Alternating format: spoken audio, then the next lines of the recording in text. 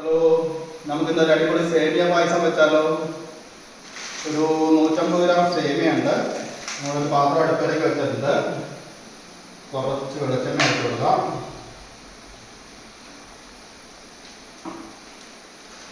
ചൂടായി വരുമ്പോൾ ഒരു 150 ഗ്രാം എടുത്താൽ മതി. ഇത് 300 ഗ്രാമാണ് ഇതിൻ്റെ പൗഡർ.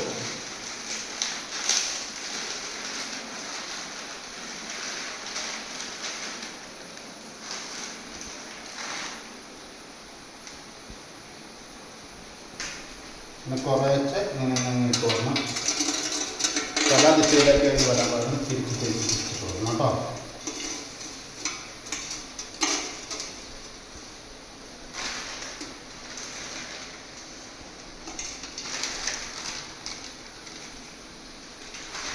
പയ്യെ വറുത്തെടുക്കാം.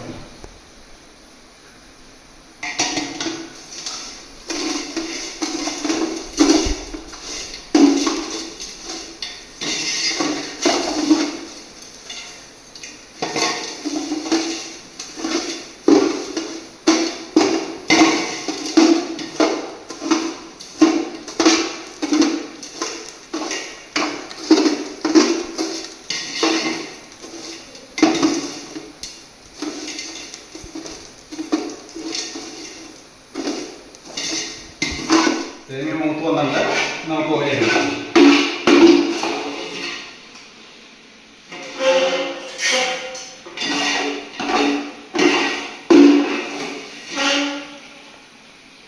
പായസം ഉണ്ടാക്കാൻ തുടങ്ങിയപ്പോൾ കുറച്ച് ഗസ്റ്റുകളോട് വന്നിട്ടുണ്ട്.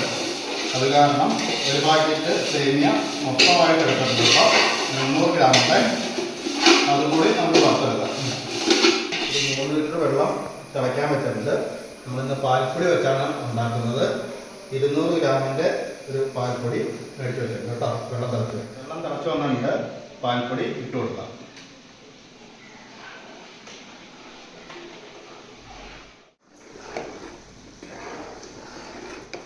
സേമിയ ഇട്ട് കൊടുക്കാം.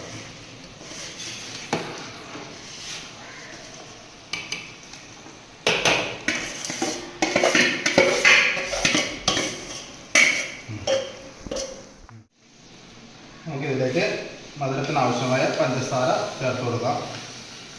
ഏകദേശം ഒരു 600 ഗ്രാമോളം വേണേ.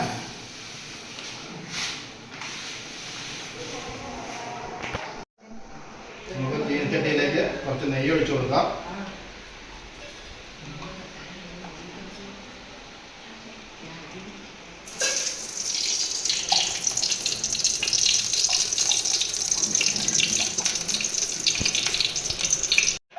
ഒരു 50 ഗ്രാം അണ്ടിപ്പരിപ്പ് കഴുകി വാരി എടുത്തിട്ടുണ്ട്.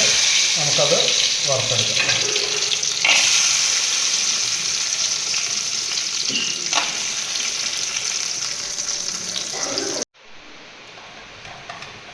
അണ്ടിപ്പരിപ്പ് മൂത്ത് വന്നിട്ടുണ്ട്. നേരത്തെ കഴുകി വച്ചിരിക്കുന്ന മുന്തിരി ഇട്ട് കൊടുക്കാം.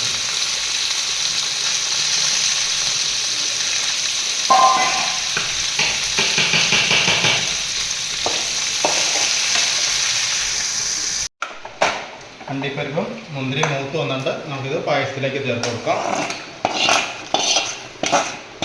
കുറച്ച് ഏലക്കാപ്പൊടിയും കൂടെ വിതറിയിട്ട് നമുക്കിത് എടുക്കാവേ.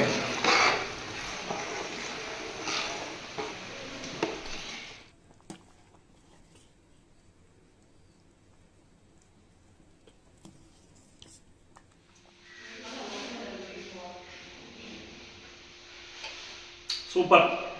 മധുരമൊക്കെ നല്ല കറക്റ്റായിട്ട് നല്ലൊരു അടിപൊളി സേമിയ പായസം. അണ്ടിപ്പരിപ്പൊക്കെ നല്ല ഭംഗിയായിട്ട് സൂപ്പർ.